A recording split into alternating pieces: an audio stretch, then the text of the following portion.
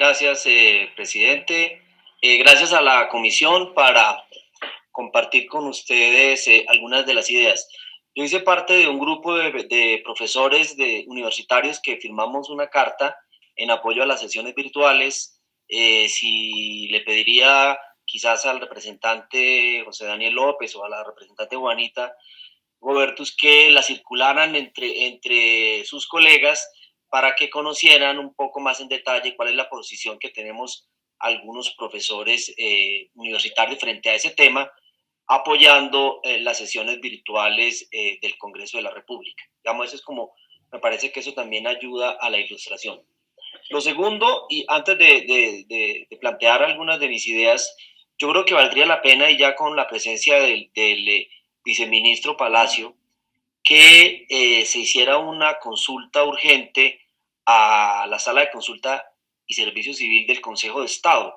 Yo creo que uno de los temores de los congresistas, por lo que he visto yo en sus declaraciones, es lo que señala la parte final del artículo 149, y es que pueden ser sancionados, ¿sí? Entonces, por ejemplo, ayudaría a que hubiera un concepto de la sala de consulta y servicio civil que lo puede pedir el gobierno a través del Ministerio del Interior, e incluso valdría la pena que hubiera un pronunciamiento, que se le hiciera un pronunciamiento al respecto, por ejemplo, al Procurador General de la Nación, para que estableciera eso, porque yo creo que son como muchos temas los que están en juego para decidir si apoyar o si pasar o no a sesiones virtuales. Y me parece que esas dos situaciones que podría dejar tranquilos a los congresistas que hubiera un pronunciamiento en ese sentido por parte del Consejo de Estado. Parece que ese es un primer punto. Lo segundo es que yo creo que, como se ha dicho, frente a esta situación, nadie estaba preparado. Y en el sector público y en el Estado colombiano, pues es un hecho inédito. Y entonces tenemos que, yo creo, ser bastante creativos sin abandonar un poco los postulados constitucionales para el tema. Mi punto es el siguiente. Cuando uno mira el artículo 140 de la Constitución, no hay una prohibición de que el Congreso de la República se reúna virtualmente. Y ahí habría una discusión que algunos dirían que es semántica, porque el artículo 140 utiliza dos expresiones. Por un lado habla de lugar y por el otro lado habla de sitio. Entonces dice, las cámaras podrán ponerse de acuerdo y trasladar su sede a otro lugar. Entonces uno diría, bueno, lugar parece que es un espacio físico y ya ha habido casos en que se puede legislar reunirse por fuera de Bogotá.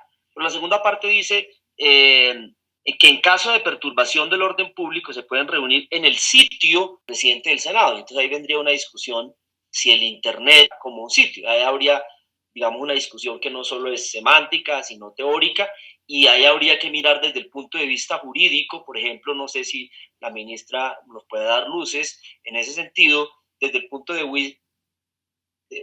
vista de la regulación jurídica, cómo se entiende el Internet o cómo se entiende el espacio virtual, si puede ser considerado, digamos, un sitio virtual, y entonces, si es así, uno diría, la segunda parte podría entenderse en el sentido de que el presidente del Senado podría dar la autorización para sesionar virtualmente.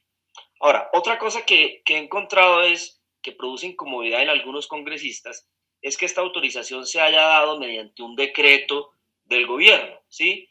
Que han dicho, no, es que el gobierno no nos tendría que haber dado permiso porque, como bien lo señala, no el estado de emergencia económica, sino el estado de conmoción interior, el derecho en una situación excepcional se puede reunir por derecho propio, es decir, que no tendría que tener la habilitación y la autorización por parte del Ejecutivo, que por lo que he visto ha generado incomodidad en algunos de los congresistas que han dicho es que el gobierno no nos tiene por qué dar permiso. Me parece que ese es un punto importante. Yo creo que el gobierno, el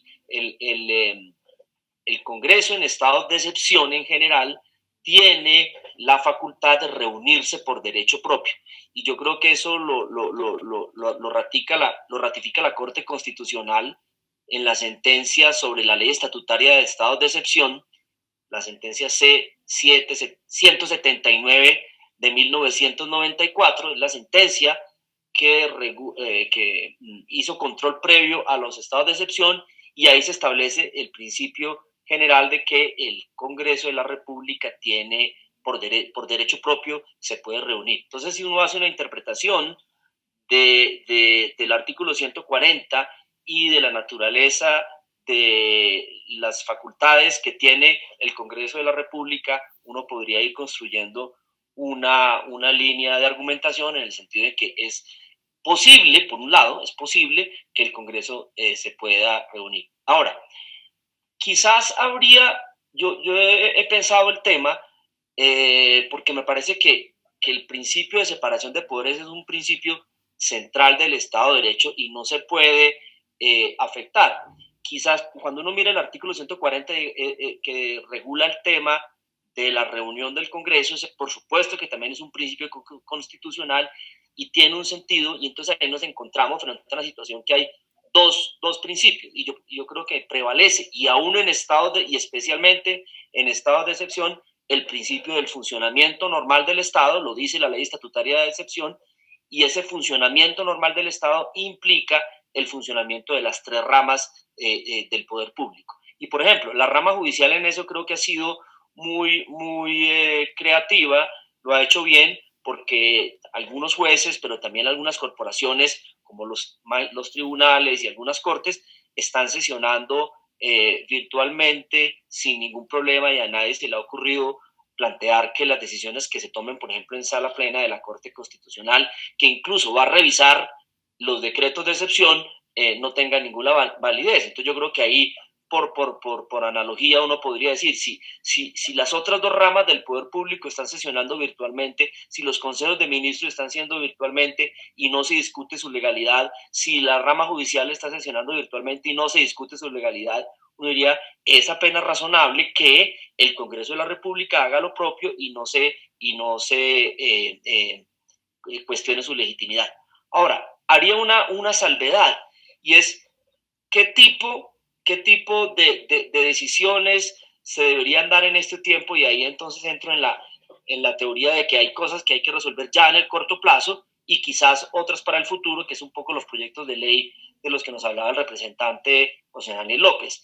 Y es que habría que pensar en que el Congreso de la República, por derecho propio, se puede reunir virtualmente en estos tiempos y mientras dure la emergencia sanitaria, que según el decreto del Ministerio de Salud es hasta el 30 de mayo, sí, esa sería una fecha límite, solamente para temas relacionados con el estado de excepción declarado por el gobierno. Es decir, para hacerle control político a los decretos que se dicten que se dictaron con base en esas facultades extraordinarias, porque así lo establece. El Congreso ahí tiene incluso la posibilidad de modificar algunos de los contenidos del decreto, y esa sería una de las cosas importantes. Porque el control, ahí la función de control político es que es la que creo que hay que preservar en este periodo de excepción. No tanto en sí la función legislativa de otros proyectos de ley ordinaria, que yo creo que eso podría un poco el Congreso de la República decir, mientras no se restablezca la normalidad luego de la emergencia sanitaria, el Congreso de la República se podría reunir solamente para debatir y discutir los temas relacionados con el estado de excepción. ¿No? Digo que esa podría ser una salida, porque alguien podría decir, no, si el Congreso se reúne por derecho propio para sesionar, no se le podría restringir ninguna de sus funciones y que solo quede para efectos de control político. Pero esa podría ser una salida.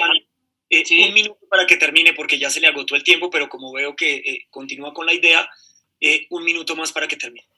Gracias, presidente. No, yo no me toman un minuto. Es decir, yo reitero mi posición, la que está planteada ahí en la carta que firmamos los profesores universitarios.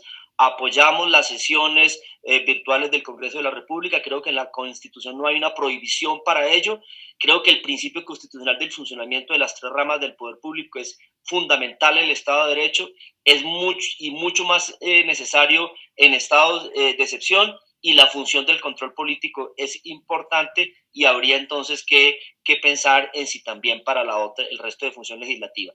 Y remataría señalando la necesidad de preguntarle o hacerle una consulta a través del gobierno, pedirle al viceministro Palacio una consulta al Consejo de Estado, y quizás también un pronunciamiento del Procurador General de la Nación sobre esos aspectos. Y muchas gracias por la invitación y por escuchar mis puntos de vista.